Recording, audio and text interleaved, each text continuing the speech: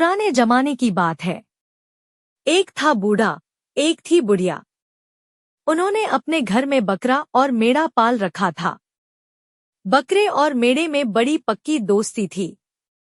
उन दोनों की खूब पटती थी, जहां जाए बकरा वहीं जाए मेढ़ा। बकरा साग बाड़ी में पत्ता गोभी खाने के लिए घुसा नहीं कि मेढ़ा भी झट वहीं पहुंच जाता। इसी तरह बकरा बगीचे में पहुंचता तो मेढ़ा भी उसके पीछे पीछे बगीचे में जा पहुंचता। अरे बुढ़िया, इन दोनों ने नाक में दम कर रखा है, बूढ़े ने कहा।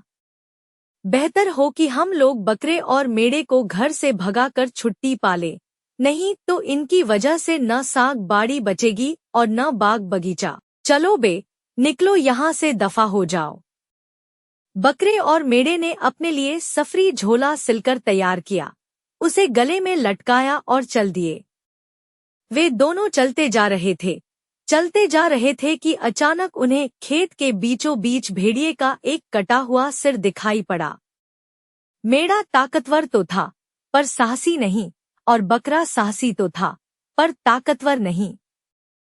मेरे भाई, सिर को उठा लो, तुम तो ताकतवर हो। नहीं भाई, तुम ही इसे उठा लो, तुम तो साहसी हो।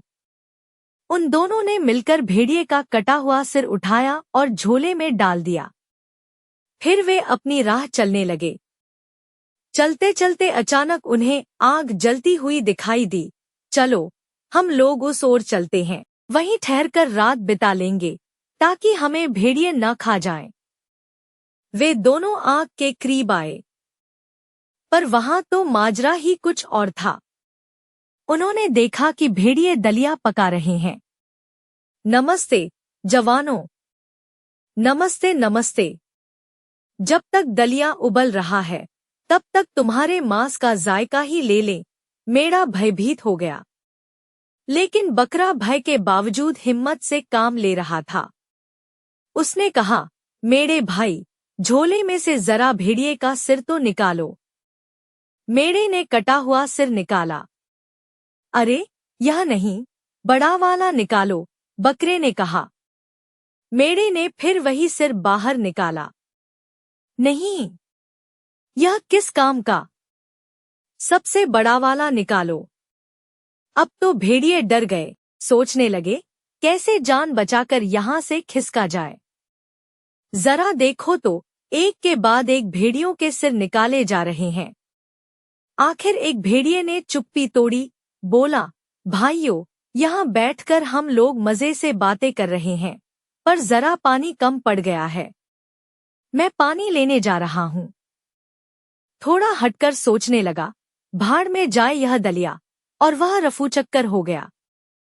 दूसरा भेड़िया भी निकल भागने की तरकीब सोचने लगा।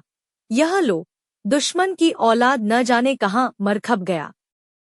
दलिया जला जा रहा है, मैं चला, अभी इस छड़ी से हाँककर उसे झट से लिए आता हूँ। यह भी खिसक गया और पहले वाले भेड़िए की तरह वापस नहीं लौटा। और तीसरे ने भी बैठे बैठे युक्ति सोचते हुए कहा, ठहरो, अभी मैं उन्हें देख कर आता हूँ, दोनों को इधर लाता हूँ। वह भी जान बचाकर निकल भागा। वह खुश था कि जिंदा बच गया।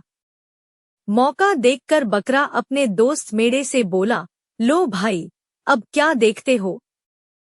सोचने का वक्त नहीं है, आओ दलिया खा जाएं और झटपट कहीं छुप जाएं। लेकिन इतने में पहले वाले भेड़िए ने जरा ठंडे दिमाग से सोचा, हम लोग भी कितने अजीब हैं, जो बकरे और मेढ़े से डर गए। भाइयों, हमें तुरंत चलकर इन दुश्मन की औलादों को खा डालना चाहिए। वे सब वहां पहुंचे तो दलिया सफाचट था, अलाव बुझाया जा चुका था। बकरा और मेढ़ा ऊंचे बलूत के पेड़ पर चढ़ बैठे थे। भेड़िए बलूत के नीचे बैठकर सोचने लगे कि बकरे और मेढ़े को कैसे पकड़ा जाए। सिर उठाकर ऊपर देखा, दोनों बलूत पर बैठे हैं। बकरा हिम्मती था, वह सबसे ऊपरी डाल पर चढ़ गया था, और मेढ़ा डरपोक था, वह नीचे ही था। सुनो, भेड़ियों ने सबसे लंबे घने बालों वाले एक अनुभवी भेड़िए से कहा, तुम हमारे बीच में एकमात्र बुजुर्ग हो, तुम ही कोई रास्ता बताओ। जिससे कि उन्हें ऊपर पहुंचकर पकड़ा जा सके।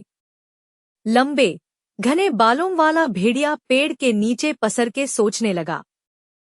उधर मेढ़ा पेड़ की डाल पर बैठा डर के मारे थरथर कांपता जा रहा था। वह अपने भय पर काबू न पा सका और सीधे उस भेड़िए के ऊपर धड़ाम से गिर पड़ा। बकरे ने आंव देखा न ताव लगा चिल्लाने, पकड़ ले इस झबरे भेड़िए को, इधर ला मेरे पास। भागने न पाए और वह खुद भी बलूत वृक्ष से कलाबाजी खाता हुआ भेड़ियों पर कूद पड़ा। भेड़िए सिर पर पांव रखकर भाग खड़े हुए। बकरे ने अपने दोस्त मेढ़े के साथ मिलकर एक झोंपड़ी बनाई और तब से वे दोनों उसमें मजे से जिंदगी के दिन गुजार रहे हैं, धन दौलत कमा रहे हैं।